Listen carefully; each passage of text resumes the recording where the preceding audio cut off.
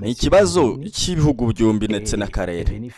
Banziruni baje gushyira ahagaragara itangazo hamwe namwe bavuga ko babonye FDLR yemeye gusinya amasezerano y'ubwumvikane, kandi FDLR yemeye gushyiraho intwaro hasi, kwamburwa ubushobozi bwa gisirikare no gukusanyirizwa hamwe.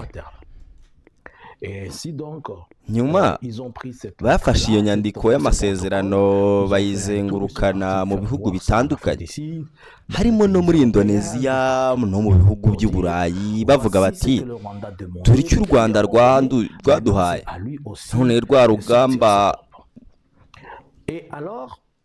rugomba gukorarwa. Ibyo byatumye u Rwanda narwo rusubiza. Ariko si ikibazo kiri he ku byo Perezida Tshisekedi yakoze? Ese si ugushaka amahoro? Ese si ikibazo cyiza u Rwanda rwari rwasabye mbere? Ku kibazo cya FDLR, ibi byose biri mu bikubiye mu masezerano y'amahoro yashinyiwe Washington. Hanze y'ayo masezerano nta yindi gahunda yagombaga kwinjizwa. By'umwihariko muri ayo masezerano harimo Konopos, ariyo yari ikwiye gukurikizwa. Et c'est dans ce cadre de concept d'opération qu'il est censé être fait. Mais rappelez-vous que lorsque Félix va signer, on va signer cet accord au mois de juin, ariko mwibuke ko igihe ayo masezerano yasinywaga muri Kamena 2025, RDC yatangiye ubukangurambaga bugamije gushishikariza FDLR. Muri icyo gihe kandi Minisitiri w'Ububanyi n'Amahanga w'u Rwanda yanyuze kuri TV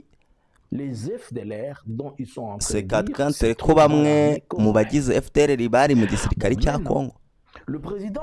None rero Perezida Tshisekedi aho kuguma mu murongo w'amasezerano ya Washington, yahimbye indi gahunda nshya avuga ko babonye FDLR yemeye gusinya. Nyamara nta hantu na hamwe byari biteganyijwe ko FDLR igomba gusinya. Aho ni ikibazo cya mbere gitangirira, kuko gusinya amasezerano bivuze kwemera kumugaragara ko hari imikoranire n'imishyikirano hagati ya leta na FDLR. Mwari mwavuze ko muzaha FDLR kandi ko muzayirandura, ariko aho kuyirandura mwagiye kuyiganiriza no kuyiganisha ku masezerano. Ibyo bivuze ko muyizi kandi mukorana nayo. Iryo ni ikosa rya mbere.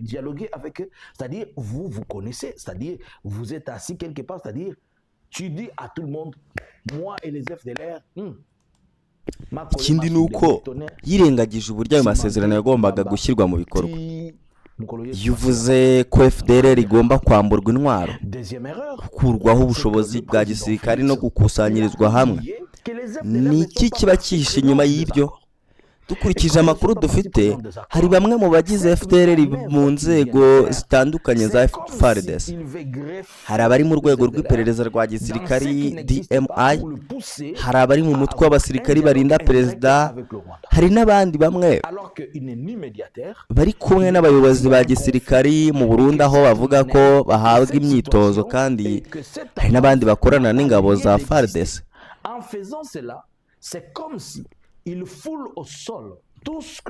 Icyo Tshisekedi ashaka gukora ni nk'ibyabaye hagati y'u Rwanda na MONUSCO mu minsi mike ishize. Hari amashusho yakwirakwiye agaragaza u Rwanda rwasubije abantu batatu bari bavuzweho kuba ari aba FDLR. Ariko ibyo biratangaje niba muvuga ko mushaka FDLR, kuki muyibazana mukongera mukabasubiza? Mu Rwanda hari uburyo bwo gusuzuma no kumenya niba umuntu ko ari umwe mu bagize FDLR bafite amakuru n'ububiko bw'amadosiye abafasha kubimenya. Niyo mpamvu abo bantu bagejejwe mu Rwanda, ariko u Rwanda ruvuga ko atari aba FDLR maze rubasubiza muri Kongo.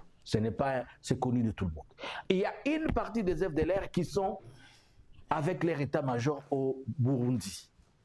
et que le Burundi les a donné un endroit où à la fois ils sont en train de recruter, ils sont en train de former.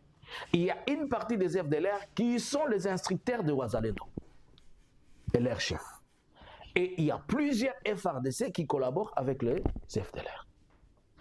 Et la manœuvre que Félix veut faire, c'est celle qui vient de se passer il y a 48 heures entre le Rwanda et la MONUSCO. Je vous explique. Une vidéo qui est devenue virale, et vous l'avez suivi, le Rwanda a retourné 39 civils qui étaient prétendus être des FDLR. Le Rwanda les a retournés. Mais c'est contradictoire. Comment vous êtes en train de chercher les Rwandais et les FDLR, on vous amène les FDLR et vous les retournez. Puisque il n'est pas question seulement de faire traverser tout le monde et être prétendu être combattant au FDLR. Premièrement, au Rwanda, ils ont un tri et le screening. Ils essayent un peu de passer par plusieurs choses pour identifier si vous l'êtes ou pas. Et il ne faut pas oublier que sur leur base de données, ils ont des éléments, eux, de preuve. Je suis en train de vous expliquer. C'est comme ça qu'on va amener 39 personnes au Rwanda, et le Rwanda dit ils ne sont pas des Rwandais, il faut les retourner. Mais quand on leur pose la question, comment êtes-vous arrivés ici, c'est là où ils nous expliquent. Ils disent que, c'était en Swahili, mais je vous interprète ce qu'ils disent, ils disent qu'ils avaient été sensibilisés par la MONUSCO et que les agents, je ne confirme pas, je dis leur version, ce n'est pas moi, ils disent que les agents de la MONUSCO leur avaient promis qu'on va leur payer et ils n'avaient qu'à répondre et dire que c'était des Hutus, qu'on les amène au Rwanda. Et quand on les a amenés au Rwanda, le Rwanda a vérifié, on ne le retrouve pas. Alors, y a-t-il une vérité? abo bantu babajije uko bageze aho bavuga ko bashishikarijwe na MONUSCO kandi ko bababwiye ko bazabaha amafaranga nibavuga ko ari abahutu bakoherezwa mu Rwanda. Ni nacyo baba bavuga. Les gens qui descendent sur terrain. Et l'une des femmes a dit qu'on l'avait contacté au marché pour lui dire viens, il y a du business ici. Alors, quand ils vont dans les sensibilisations, ils vont dans les recoins, dans les zones, dans la forêt où se trouvent les FDLR, où se trouvent leurs dépendants, ils essaient de les sensibiliser pour le demander. MONUSCO isanzwe ifite ishami rishinzwe kwambura intwaro, gusubiza mu buzima busanzwe no gutahura abahoze ari abarwanyi. Iryo shami rifite n'abakozi bajya mu mashyamba no mu duce dutandukanye gushishikariza abarwanyi n'imiryango yabo gutaha mu Rwanda. Birashoboka ko muri iyo gahunda ariho abantu bavanye ayo makuru, ariko hari n'abavuga ko bashobora kuba bataratoranyijwe kugira ngo umubare w'abavuga ko ari aba FDLR ugaragare ari munini. Nyamara u Rwanda rubafashe rugasanga atari abo rushaka, rukabasubiza muri Congo kuko rufite amakuru ahagije kuno yo kumenya abo rushaka.